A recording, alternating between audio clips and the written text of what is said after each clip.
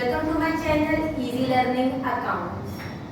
आज हमारी video number 103, जिसमें हम पढ़ेंगे इन डिटेल टूल्स ऑफ या फिर techniques of financial statement analysis chapter 3 part B. वैसे तो ये बहुत इजी चैप्टर है, लेकिन इम्पोर्टेंट बहुत है क्योंकि इसमें पूरे 4 मार्क्स का क्वेश्चन हमें एग्जाम में नजर आएगा। या तो 4 मार्क्स का हमें एक कंपैरेटिव स्टेटमेंट बनाने को आएगा या फिर कॉमन साइज, और ये 4 मार्क्स हमें बहुत इजीली गेन करवा देगा। तो इम्पोर्टेंट भी बहुत है ये chapter, tools of financial statement analysis. Last video number 102 में मैंने आपको जो सेकंड चैप्टर थ्योरेटिकल पढ़ाया था, उसमें आपको सेकंड टॉपिक में बताया था कि there are basically 4 tools of financial statement analysis. Number 1, comparative statement. Second, common size statement. Third one, ratio analysis. And the fourth one, cash flow statement. अगर बेटा हमारे 4 टूल है तो ये समझ लीजिए कि अब 4 ही चैप्टर बचे हैं, जिसमें एक चैप्टर में हम पढ़ेंगे comparative and common size statement बनाना, न्यूमेरिकल और थ्योरी दोनों। दूसरे में अगले में हम पढ़ेंगे रेशियो एनालिसिस और लास्ट चैप्टर पढ़ेंगे cash flow statement. By this our whole part B will be completed. सबसे पहले न्यूमेरिकल शुरू करने से पहले मैं आपको एक बार और रिवाइज करा देती हूँ what is the meaning of comparative statement and common size statement chapter 3 tools of financial statement analysis. तो कंपैरेटिव स्टेटमेंट में होता है बेटा जब 2 और मोर देन 2 इयर्स का कंपैरिजन कर दिया जाता है in the components of financial statement in balance sheet और statement of P&L, then that statement is known as comparative statement. The comparison of the each components of 2 or more accounting periods is known as comparative statement. It is having 2 types of comparison. Number 1, inter-comparison and the other is intra-firm comparison. Inter-firm में जब एक firm का comparison दूसरी firm से हो, that is inter-firm comparison. And intra, जब firm के अंदर ही अंदर का आपस में कंपैरिजन हो रहा है, कंपैरेटिव स्टडी हो रही है, तो दैट इज इंट्रा-फर्म कंपैरिजन। ये हम पहले भी पढ़ चुके हैं। और ये जो काम हो रहा है, ये जो एनालिसिस हो रही है ऑफ 2 और more years, this analysis is known as horizontal analysis. This analysis, that means comparative study analysis, is known as horizontal analysis, जो कि हमने लास्ट वीडियो में पढ़ा था। Different types of financial statement analysis, जिसमें हमारे इंटरनल, एक्सटर्नल, हॉरिजॉन्टल, डायनामिक, इस तरह के एनालिसिस थे। तो कंपैरेटिव स्टडी में जो एनालिसिस होता है उसे कहते हैं हॉरिजॉन्टल एनालिसिस। और common size statement, the statement in which the individual components of 2 or more years are placed and then converted into percentage, उन्हें हम कन्वर्ट करते हैं परसेंटेज में, taking a common base, जिसमें हम एक को कॉमन बेस ले लेते हैं। अगर रेवेन्यू, अगर स्टेटमेंट ऑफ P&L है तो रेवेन्यू फ्रॉम ऑपरेशन को बेस ले लेते हैं, और अगर बैलेंस शीट बना रहे हैं तो टोटल लायबिलिटीज या टोटल एसेट्स को हम बेस ले लेते हैं। ये आपको तभी समझ में आएगा जब इससे बेस्ड हम क्वेश्चंस करें। आज के वीडियो में हम सीखेंगे केवल how the comparative statement has been prepared. याद रखिएगा, कंपैरेटिव स्टेटमेंट दोनों कंपोनेंट्स को स्टडी करवाएगा। पहला कंपोनेंट हमारी बैलेंस शीट और दूसरा कंपैरेटिव स्टेटमेंट हम पढ़ेंगे स्टेटमेंट ऑफ P&L अकाउंट का। तो एक एक करके दोनों का स्टेटमेंट देखेंगे। कंपैरेटिव स्टेटमेंट ऑफ P&L, मैंने आपको बताया था कि कंपैरेटिव स्टेटमेंट दोनों कंपोनेंट्स के हम सीखेंगे, बैलेंस शीट का भी और स्टेटमेंट ऑफ P&L। मतलब कंपनी का स्टेटमेंट ऑफ P&L की भी कंपैरेटिव स्टडी का हम तरीका सीखेंगे कि इसको कैसे सॉल्व करेंगे, and as well as of balance sheet. तो सबसे पहले हम देखेंगे कि कंपैरेटिव स्टेटमेंट ऑफ P&L कैसे बनता है। तो बेटा पहले सबसे पहले सीखने से हमें ये मालूम होना चाहिए कि what is the format of statement of P&L। तो आपको याद होगा जब मैंने आपको स्टेटमेंट ऑफ P&L P&L का फॉर्मेट बताया था। तो सबसे पहले हमने लिखा था revenue from operation, second number पे हमने लिखा था अदर इनकम्स,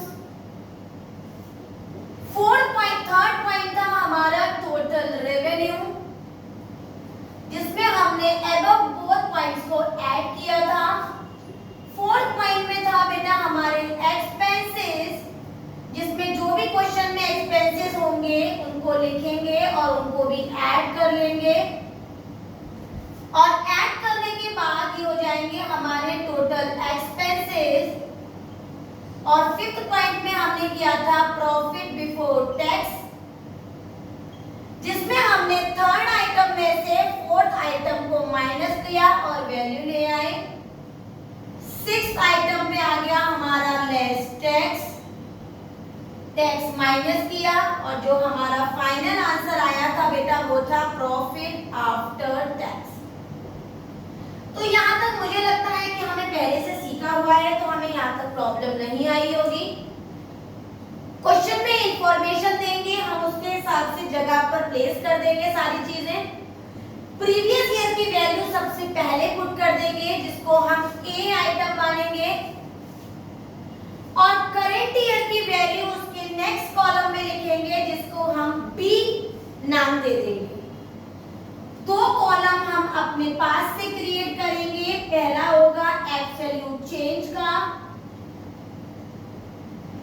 और तीसरा फोर्थ होगा परसेंटेज चेंज का, राइट। पहला जो प्रीवियस ईयर होगा उसको ए कॉलम नाम देंगे, करंट ईयर को बी कॉलम नाम देंगे, और जो एब्सोल्यूट चेंज का कॉलम है उसमें फॉर्मलाइज करेंगे C = B - A। मतलब अगर मान लो यहाँ पर 1 लाख की वैल्यू है और यहाँ पर 2 लाख की वैल्यू है, तो यहाँ हो जाएगा 1 लाख, और अगर यहाँ पर 2 लाख की वैल्यू है और यहाँ 1 लाख की वैल्यू है, तो B - A मतलब माइनस का 1 लाख। क्लियर है? B में से A को माइनस करेंगे और एब्सोल्यूट चेंज के सारे पॉइंट्स फिल कर लेंगे। क्लियर है बेटा? उसके बाद हमारा इस तरह से हम पूरा ये फिलिंग करेंगे। लास्ट कॉलम है हमारा परसेंटेज चेंज का, यहाँ पर भी फॉर्मूला यूज करेंगे, वो होगा D = C/A × 100। मतलब D कॉलम इसको मानेंगे, और ये कैसे निकालेंगे?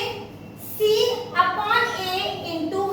फॉर एग्जाम्पल अगर मैं ये पॉइंट्स निकाल के आपको बताऊं, तो C है हमारा 1 लाख अपॉन A है हमारा 1 लाख इंटू 100, तो आ गया हमारा 100 आंसर। तो हम लिखेंगे 100.00।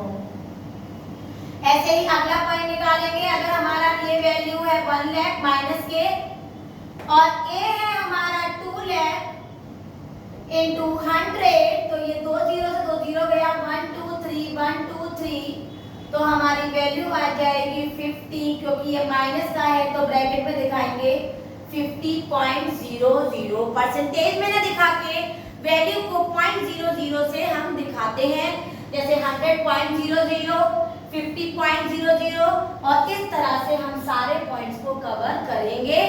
तो हमने क्या सीखा? P&L अकाउंट का जैसा फॉर्मेट है, जो इंफॉर्मेशन है एज इट इज लिखा।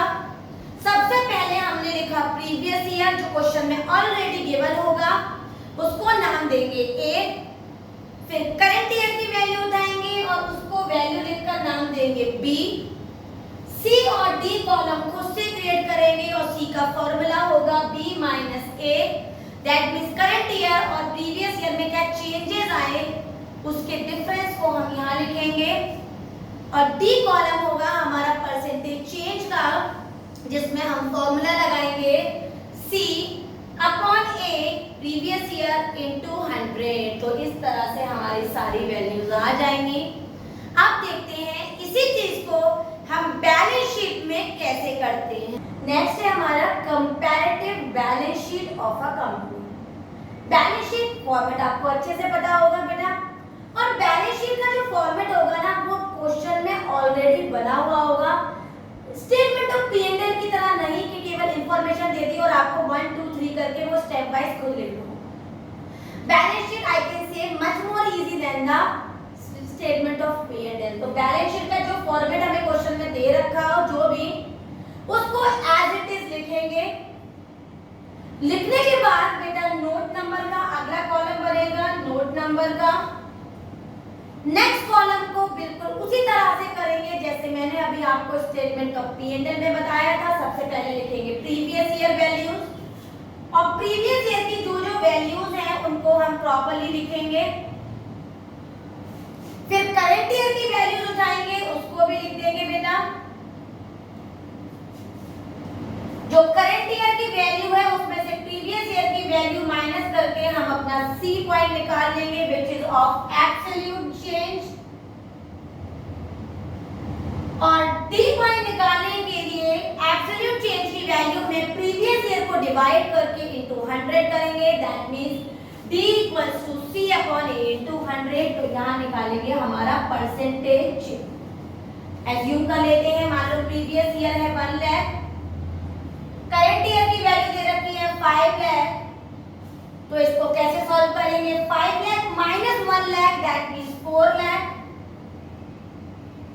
और डी निकालने के लिए बेटा हम 4 लाख को उठाएंगे डिवाइडेड बाय a करेंगे मतलब 1 लाख इनटू 100। तो 0 से 0 गए 1 2 3 1 2 3 और आंसर आ जाएगा हमारा 400.00। क्लियर है? 400 ही आएगा। एक बार और चेक कर लेती हूँ। 100 4 लाख अपॉन 1 लाख इनटू 100। बिल्कुल सही बेटा 400 ही आंसर। क्लियर है?